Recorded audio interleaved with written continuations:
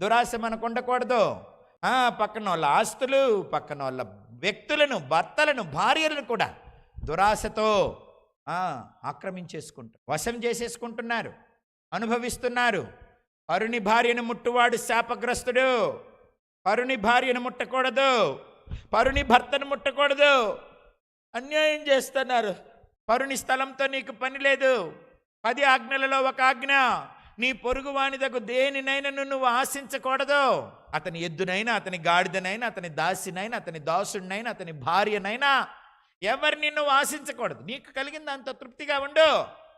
నీకు లేకపోతే దేవుణ్ణి అడిగి సంపాదించుకో. అంతేగాని పక్కనోడిది లాక్కుంటానంటే ఎట్లా? స్థలం కానీ, పొలం కానీ, భార్యను కానీ, భర్తను కానీ దేన్ని కూడా ప్రక్కనోడిది లాక్కోకూడదు. అది దేవునికి అయిష్టమైన కార్యం.